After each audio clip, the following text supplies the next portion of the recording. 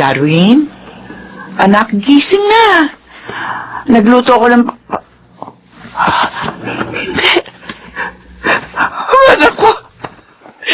Naglaslas na bulso!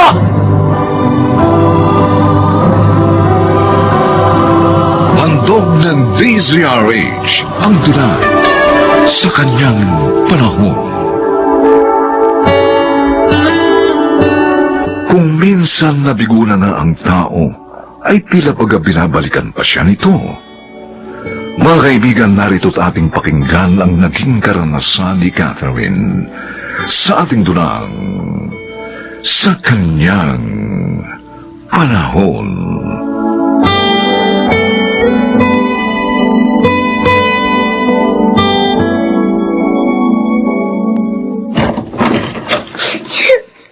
Bless? Bless, bakit ka umiiyak? Oh, may sugat ka pa sa mukha. Ano ba nangyari sa'yo? Nag-away po kami ng kaklase ko. Ano? Anak, hindi ba sabi ko sa inyo, iwasan niyo makipag-away na magkapatid? Dahil hindi magandang masanay kayo sa ganong ugali. Ayaw ko naman po talaga siyang awayin eh. Kaso ginalit po niya ako eh. Kaya sinabunutan ko siya. Bakit ba? Ano ba ginawa ng kaklase mo? Tinawag po niya akong putok sa buho. Tapos pinagtawanan pa po ako na ibang nakarinig nun. Tapos po, umalis na nga po ako para hindi niya na ako maasar. Pero sinundan pa rin po niya ako.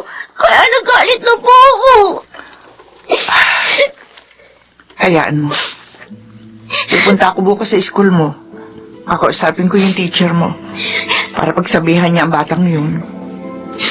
Talaga po ba, Nay? Putok daw kami sa buho. Totoo po ba yun? Hindi anak. Dahil may mga magulang kayo ng Kuya Darwin mo. At ako yun. Bakit po? Wala kaming tatay. Sasabihin ko sa'yo. Pero gusto kong tandaan mo ito. Kahit kailan, hindi ko pinagsisisihan na naging anak ko kayo.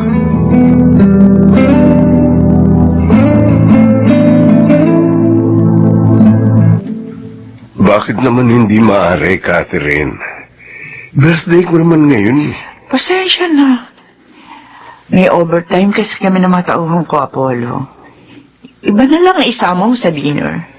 Ganun ba? Ang sipag mo talaga. Apollo, 2 pinag-aaral kong mga anak. Alam mo yun, graduating na sa college ang panganay ko si Darwin. Hinahangaan kita, Catherine. Single mama ko. 2 beses nang nagkamali sa lalaking pinagkatiwalaan. Bakit mo ko hangaan? Dahil naging matatag ka sa kabila ng mga kabiguan mo. Itinaguyod mong mag-isa ang iyong mga anak. Gusto kasi ng mga ama ni na Blessy at Darwin. Makipagrelasyon pa rin ako sa kanila, pero ko nga. Pareho silang may pananagutan na sa buhay. Kaya pinasya ko na lang na buhay mag-isa mga anak ko. Kaysa mabuhay sa isang pagkakamali. Malalaki na ang mga anak mo. At darating ang panahon na mag-aasawa sila. Kaya kailangan mo rin ng makakasama sa buhay. Apollo. At gusto ko sanang mag-apply. Baka ako mapili mo.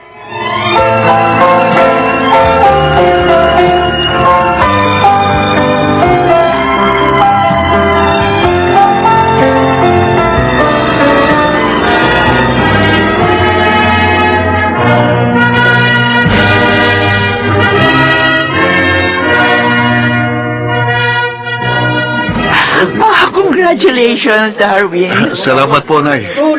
Congratulations, Kuya! Graduate ka na rin sa wakas! Oo. Makakapagtrabaho na ako, Blessy. Mabibigyan na kita ng baon mo. Hoy! Sinabi mo yan, ha? Dapat mas malaki sa binibigay ni Inay ang ibibigay mo sa akin. Ano? Kayo talagang dalawa, oo. Halina kayo. Sa restaurant tayo kakain ngayon. Wow! Nay, next week nga pala, Oh, pupuntahan ko yung office na sinabi ng professor ko. Kaibigan daw niyang may-ari nun. At hiring daw doon. magtatrabaho ka na kagad? Hindi ka na magpapahinga muna, anak? Hindi na po, Nay. Excited na po akong magtrabaho. Para naman matulungan ko na kayo.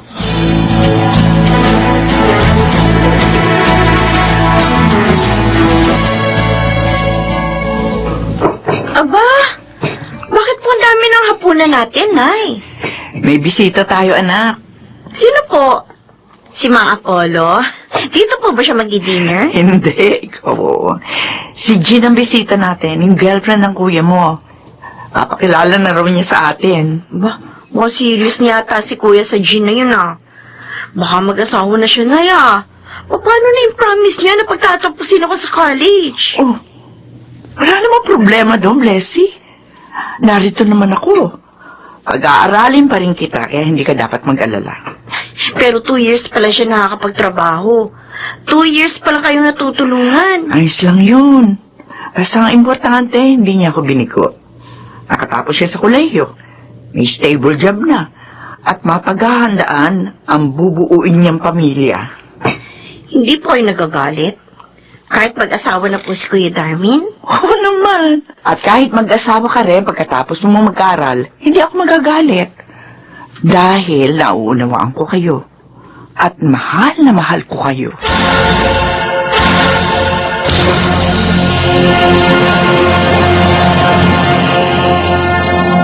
Jane, huwag ka namang magbiro ng ganyan. Masamang biro yan.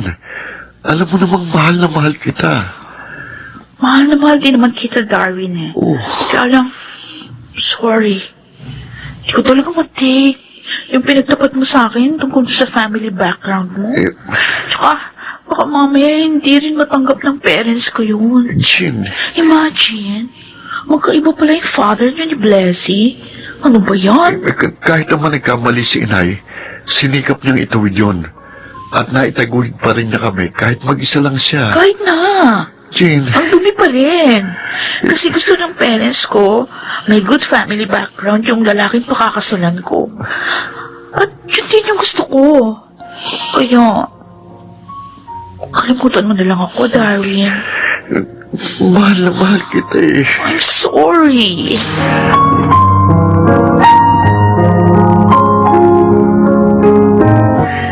Kaya pala malungkot ka at nagiyang mag-iinuman dahil nakipag-break na sa'yo si Jean.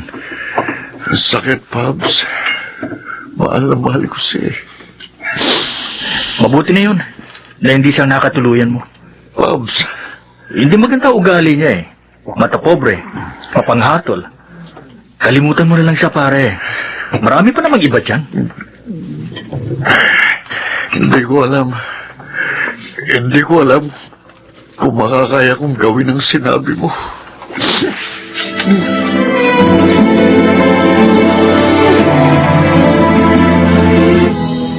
Wow, ang sarap naman po nung hinanda niyong almusal natin, Nay. Niluto ko talaga itong paborito ng kuya mo para matuwa naman siya.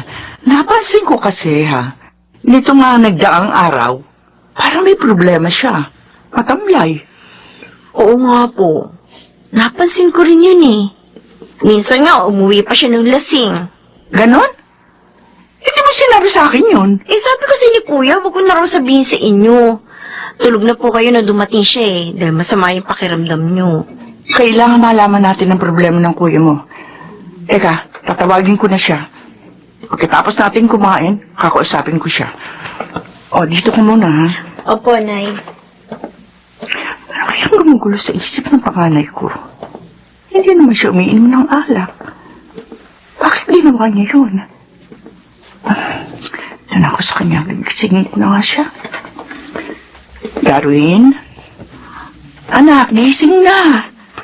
Nagluto ako ng Hindi! Ang anak ko! Naglaslas sa pulso! Darwin!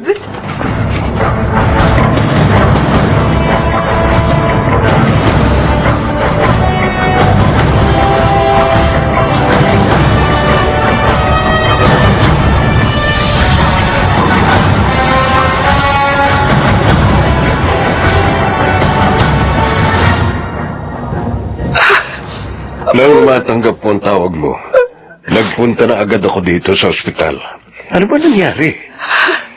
Bakit naglaslas ng pulso ang panganay mo? At sabi ng kaibigan niya, nakapag-break daw kay Darwin ang girlfriend niya. Ha? At ako ang dahilan. Ano naman ang kasalanan mo doon? Dahil sa nakaraan ko, kaya iniwan si Darwin ni Jean sa marumi kong nakaraan. Matagal nang tapos yun. Itinuwid mo na nga ang pagkakamali mo. Pero hindi matanggap yun ng nobya ng anak ko, maging ng pamilya niya. At nasasaktan ako, Apollo, dahil pinahihirapan pa rin ako ng aking mga naging kabiguan. Catherine, pagsubok lang sa inyong pangyayaring ito. Kaya huwag kang sumuko. Patuloy mong alalayan ang iyong anak para maging matatag siya. Hingin mo rin ng tulong ng Diyos na pagalingin niya ang sugat sa puso ng iyong anak.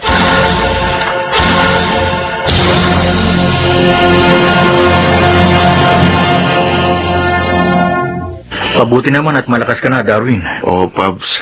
Salamat nga pala sa tulong mo, ah. Ikaw ang gumawa ng mga trabaho ko sa office. Layon. Kaibigan mo ako eh. Kaya kita tinutulungan. Nahiya ako kay Inay eh. May kagastos siya. At nabigyan ko pa ng problema dahil sa ginawa ko. Kaya huwag mo nang uulitin yun. Kasalanan sa Diyos ang pagpapakamatay. Talagang hindi ko na uulitin.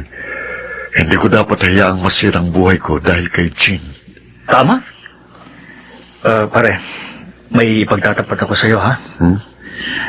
Alam mo, pareho lang naman tayo ng buhay. Ano? Ako, anak din ako sa pagdadalaga ng mother ko. At minsan din akong iniwan ng dati kong nobya. Ha? Pero naging matatag ako. Hanggang sa matagpuan ko ang isang ulirang babae na pinakasalan ko. Pabs? Kaya ikaw, ipaglaban mo ang karapatan mong maging maligaya. Magpasalamat ka dahil hindi kayo pinabayaan o kaya ipinamigay ng iyong ina.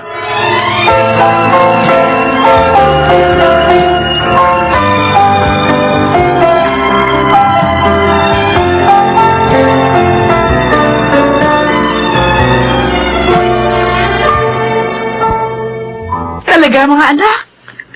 Hindi kayo magagalit kung tanggapin ko ang pag-ibig ni Apollo? Yes naman, Nay. Mabait po si Mang Apollo at isang biyudo. Kaya hindi po kami tutol sa kanya. Maraming salamat sa inyo, mga anak. Nay, mahabang panahon na kayong nag-iisa sa pagtataguyod sa amin. At gusto naman namin na ngayong stable na kami, lumigaya naman kayo. Maraming salamat sa pangunawa, mga anak. Kami pong dapat magpasalamat sa inyo dahil hindi niyo po kami binitiwan. Noong mga panahong halos malunod na kayo dahil sa mga pagsubok sa buhay.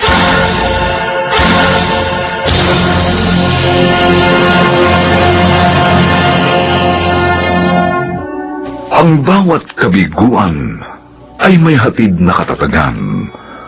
Ang bawat kalungkutan ay may katapat na kaligayahan sa kanyang panahon.